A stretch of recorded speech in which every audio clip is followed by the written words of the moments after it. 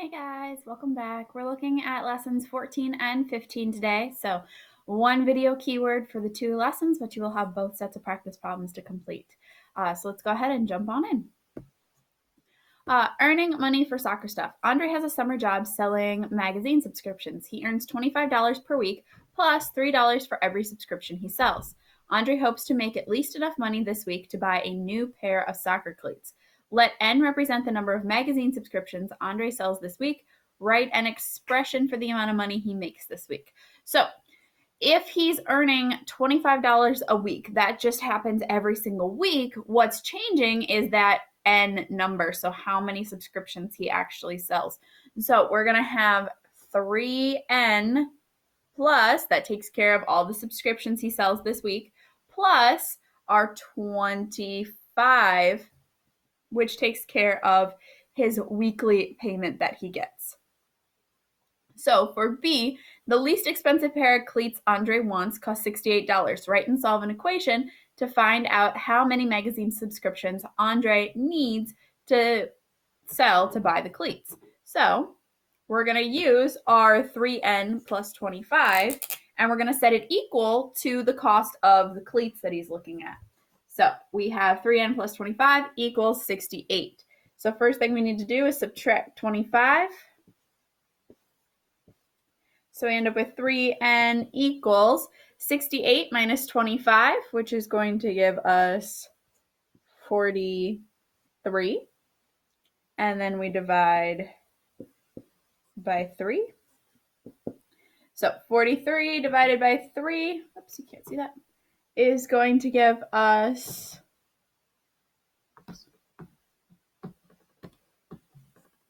14 1/3.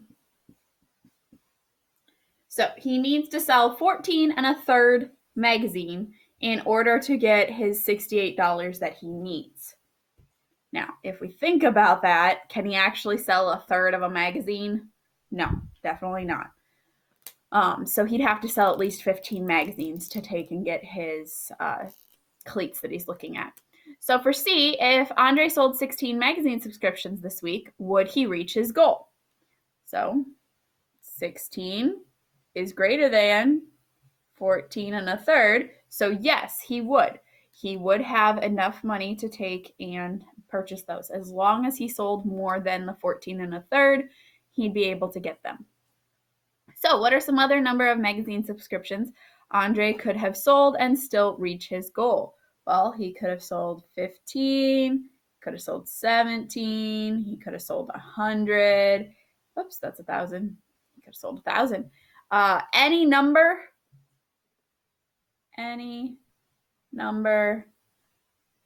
greater than 14 1/3 would be acceptable.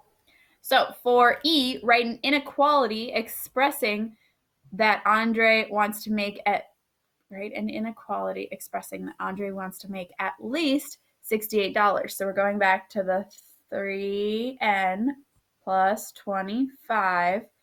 And now instead of equal 68, it's going to be greater than or equal to 68 because he wants to make at least $68. So that's saying 68 is the low end of this, but he could make more and he'd be happy with that.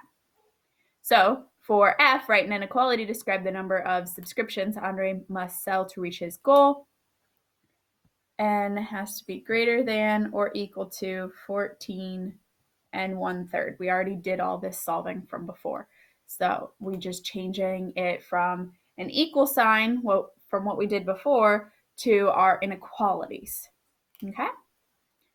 All right, the next one. Diego has budgeted $35 from his summer job earnings to buy shorts and socks for soccer. He needs 5 pairs of socks and a pair of shorts. And the socks cost different amounts in different stores. The shorts he wants cost $19.95. Let X represent the price of one pair of socks. Write an expression for the total cost of the socks and shorts. So we know that it's going to equal the 35 no, we don't know it's going to equal 35. That's how much he's budgeted.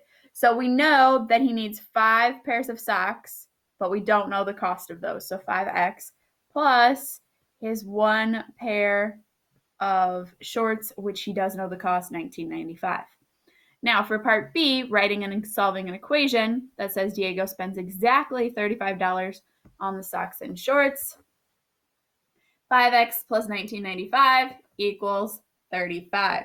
So we're going to take our 35 and we're going to subtract $19.95 from it because we need to get the x by itself to find out the cost of the socks that he can purchase.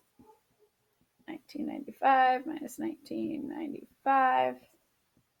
So we end up with 5x equals $15.05. And then lastly, we need to take and divide by 5.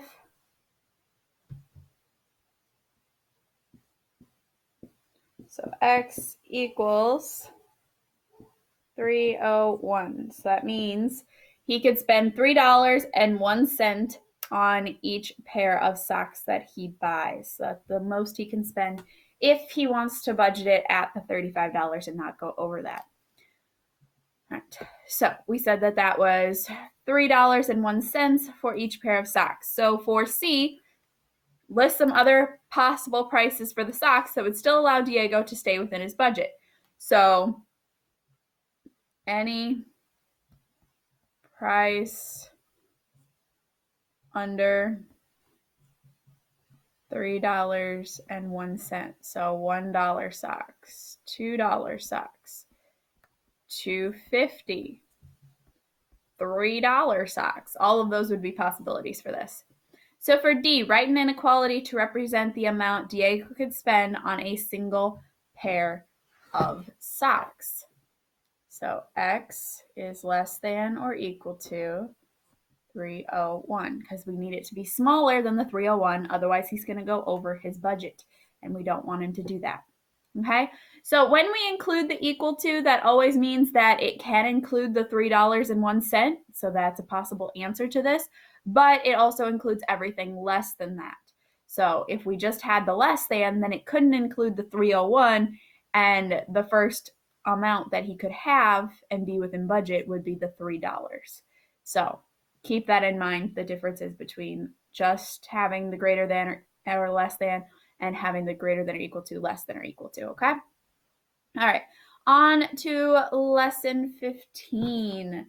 So lesson 15, efficiently solving inequalities. Here is an inequality. Negative x is greater than or equal to negative 4. Predict what you think the solutions on the number line will look like. So if we think about this, we're saying that negative x is greater than or equal to negative 4. So we need it to take and be bigger than negative 4, but we also have that negative on there. So that makes it a little complicated.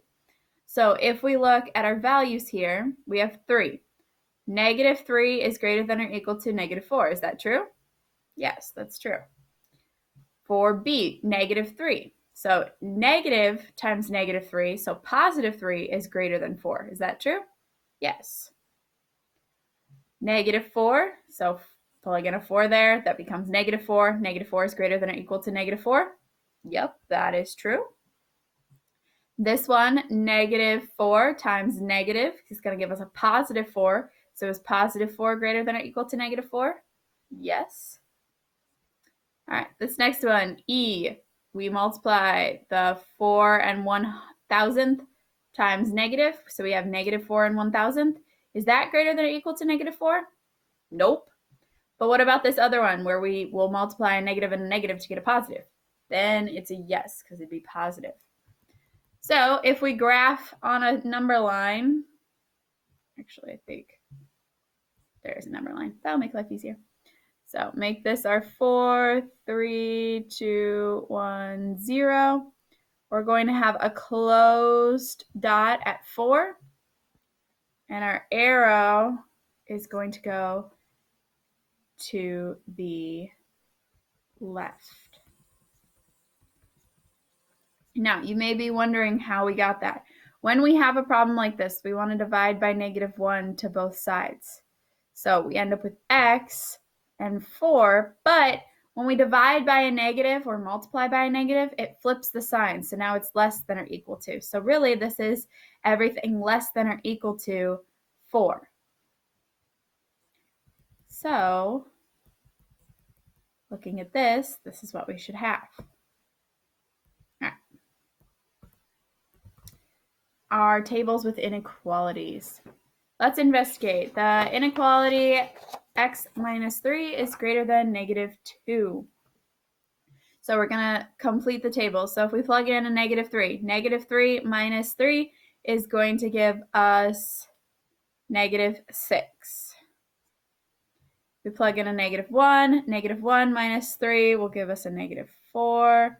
Plug in a 0, 0 minus 3 is -3. Plug in a 1, 1 minus 3 is -2. Plug in a 3, 3 minus 3 is 0, and then we have that value. So for which of the values is it true that at x minus 3 equals -2? So we look for it. It's at 1. So it's when x equals 1. For which values is it true that x minus 3 is greater than or equal to -2? So in this case, greater than or equal to -2, it's all these values. So it's x is greater than 1. So now we'll graph this on a number line. We've got 0, we've got 1. It's going to be an open circle and everything to the right because those are all the ones that are greater. All right, here's our next inequality. So predict which values of x will make the inequality true. So we should be guessing, if we think about solving this, dividing both sides by 2. So x would be less than 3. So it should be everything less than 3. So let's plug in the values. So 2 times -4 is going to give us -8. 2 times -3 will give us -6. 2 times -2 will give us -4. 2 times -1 will give us -2. 2 times 0 is 0. 2 times 1 is 2. 2 times 2 is 4. 2 times 3 is 6. 2 times 2 is 4. So, did this match our prediction? Is it everything less than 3 that would work out for that? So when 2x is less than 6? Yes, because here's our 3. That's when it is 6. And everything below this is less than 6. So for our number line, we're going to have 0, 1, 2, 3. Once again, we're going to have an open circle because that means it can't be 6, and it's going to go to the left. All right, for the next one, here's an inequality. Once again, we can predict. Divide both sides by -2. X is less than -3. Now, is this accurate? No. What should I have put? We should have a greater than symbol there. So at first glance, you probably want to say less than, but it's actually going to be greater than. So plug these values in. I'm going to go ahead and pause this. So I'll write out all these values, then come back so that you guys have time to take and do it as well. Just give me one sec. Here is the table all completed now. So all of our values, did it match our prediction? Well, our initial prediction, no, but our new prediction, yes. So if we graph this on the number line, we're going to have our -3, -2, -1, 0. Once again, an open circle, and it's going to go to the right, though, because when -2 is less than 6, is everything greater than -3. So how are the solutions to 2x is less than 6 different from the solutions to -2x is less than 6? So the first one, all values less than 3, but for the second one, all values greater than -3. So it switched around. That negative changed which way our inequality was looking and what our value was for the point of our inequality. All right, which side are the solutions? Let's investigate. -4x plus 5 is greater than or equal to 25. So if we solve -4x plus 5 equals 25, so 4x plus 5 equals 25. We subtract 5 to start. So we have